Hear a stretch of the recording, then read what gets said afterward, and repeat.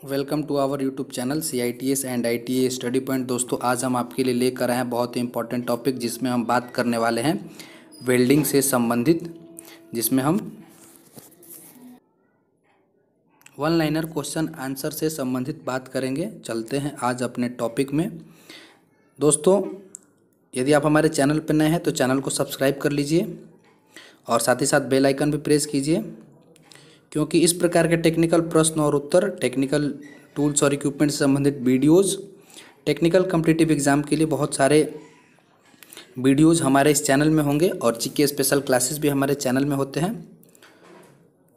तो चलिए चलते हैं आज के पहले क्वेश्चन की तरफ। आज का हमारा पहला क्वेश्चन है कि जब आर्क की लंबाई इलेक्ट्रोड के व्यास के बराबर होती है तो उसे क्या कहा जाता है। तो इसका करेक्ट आंसर होगा अच्छी या ठीक आर्क। ठीक है, वेल्डिंग से संबंधित हमने वीडियो बनाए हुए हैं, बहुत सारे वीडियो हैं हमारे चैनल में। आप विजिट करेंगे तो वेल्डिंग से बहुत सारे वीडियो मिलेंगे, तो उसी से संबंधित ये क्वेश्चन आंसर है। One liner question answer, question ऐसे ही पूछे जाते हैं। दूसरा क्वेश्चन है कि जब आर्क की लंबाई वेल्डिंग जॉब व इलेक्ट्रोड की टिप के बीच की दूरी इलेक्ट्रोड के व्यास से अधिक होती है तो उसे क्या कहते हैं। तो उसे लंबी आर्क कहते हैं। जब आर्क की लंबाई वेल्डिंग जॉब व इलेक्ट्रोड की टिप के बीच की दूरी इलेक्ट्रोड के व्यास से अधिक होती है तो उन्हें लंबी आर्क कहते हैं।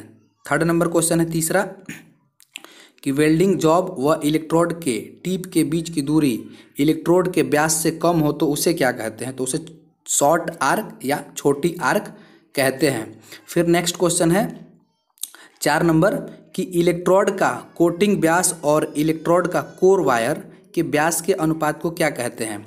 तो इलेक्ट्रोड का कोटिंग व्यास और इलेक्ट्रोड के कोर वायर के जो व्यास का अनुपात होता है उसे कोटिंग फैक्टर कहते हैं।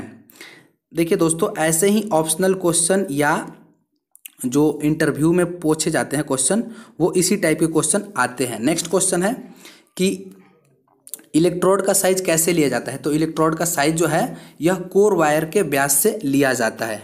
फिर जो है नेक्स्ट क्वेश्चन 6 नंबर कि बिना फ्लक्स के इलेक्ट्रोड को क्या कहा जाता है।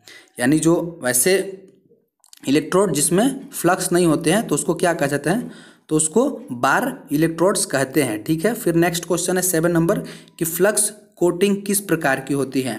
तो जो फ्लक्स कोटिंग है वह किस प्रकार की होती है। तो फ्लक्स कोटिंग जो होती है वह लाइट, मीडियम और हेवी, यानी 3 प्रकार की होती हैं। फ्लक्स जो होती है, फ्लक्स पे जो कोटिंग किया जाता है वह 3 प्रकार से किया जाता है।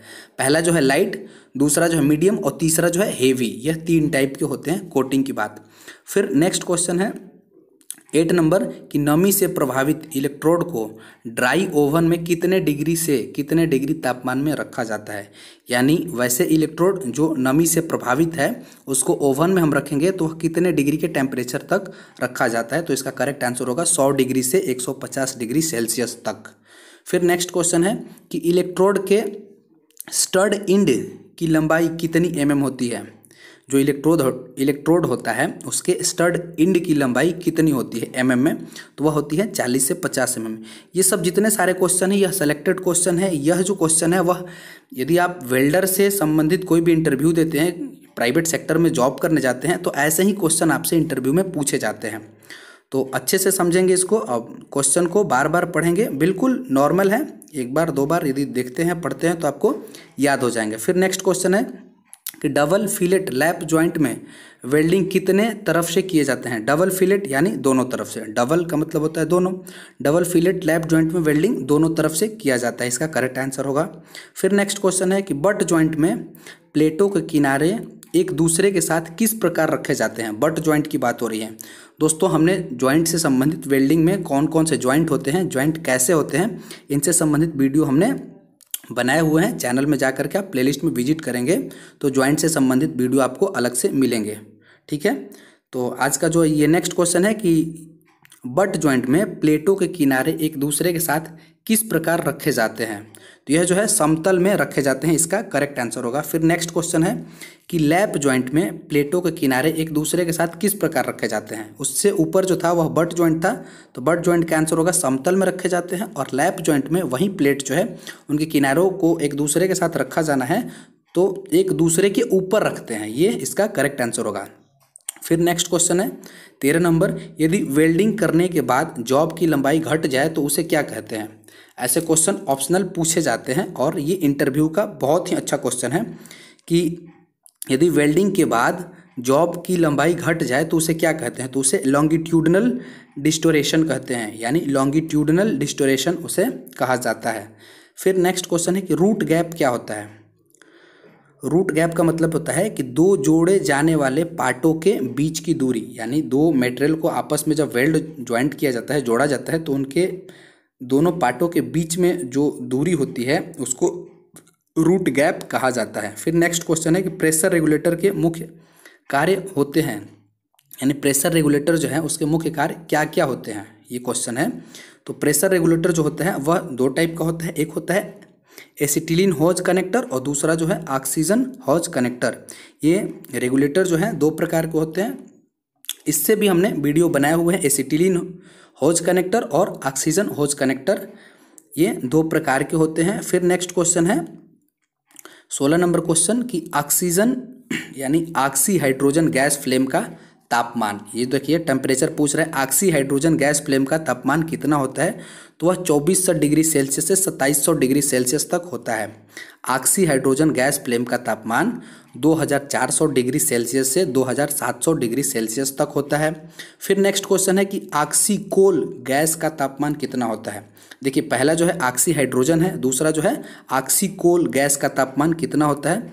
तो इसका करेक्ट आंसर हो जाएगा 1800 डिग्री सेल्सियस से 2200 डिग्री सेल्सियस तक। फिर नेक्स्ट क्वेश्चन है कि ऑक्सी मीथेन गैस फ्लेम का तापमान कितना होता है।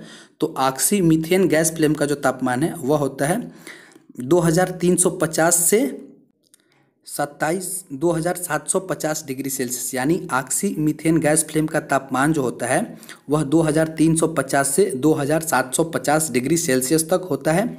फिर नेक्स्ट क्वेश्चन है कि ऑक्सी प्रोपेन गैस फ्लेम का तापमान कितना होता है। तो ऑक्सी प्रोपेन गैस फ्लेम का तापमान जो होता है वह 2450 से 2775 डिग्री सेल्सियस तक होता है। देखिए दोस्तों, इसमें अभी हमने बताया कि ये जो है ऑक्सी हाइड्रोजन गैस फ्लेम, उसके बाद oxycoal gas flame, oxy methane gas flame और ऑक्सी प्रोपेन गैस फ्लेम, ये चार प्रकार के गैस फ्लेम हैं और इनके टेम्परेचर कितना कितना होता है ये इसमें अच्छे से बताया गया है। आप इसको बिल्कुल याद रखिएगा क्योंकि इंटरव्यू में ऐसे क्वेश्चन पूछे जाते हैं। फिर नेक्स्ट क्वेश्चन है कि लेफ्ट वर्ड तकनीकी को क्या कहते हैं, यानी जो लेफ्ट वर्ड तकनीकी होती है वह क्या कहते हैं उसको। तो उसको फॉरवर्ड वेल्डिंग, यानी जो लेफ्टवर्ड तकनीकी होती है उसको फॉरवर्ड वेल्डिंग कहते हैं, और राइटवर्ड तकनीकी जो होती है उसको बैकवर्ड वेल्डिंग कहते हैं। देखिए लेफ्टवर्ड मतलब फॉरवर्ड वेल्डिंग और राइटवर्ड मतलब बैकवर्ड वेल्डिंग, ये इसका टेक्निकल नेम है, ठीक है। फिर नेक्स्ट क्वेश्चन है कि जब स्टील में कार्बन की मात्रा बढ़ जाती है तो स्टील का गलनांक में क्या परिवर्तन होता है। जब स्टील है और स्टील में कार्बन की मात्रा बढ़ जाएगी तो स्टील के गलनांक में क्या परिवर्तन होगा। तो स्टील का गलनांक जो है कम हो जाता है, ठीक है। फिर नेक्स्ट क्वेश्चन है कि कटिंग टॉर्च का वह भाग जहाँ गैस मिक्स होता है, यानी जो वेल्डिंग में एक टॉर्च यूज होता है, कटिंग टॉर्च, जिससे कटिंग किया जाता है, गैस कटर में ये यूज होता है। तो जहाँ पर ये क्वेश्चन पूछ रहा है कि वह भाग जहाँ गैस मिक्स होता है वह क्या कहलाता है, तो उसको हम इंजेक्टर कहते हैं।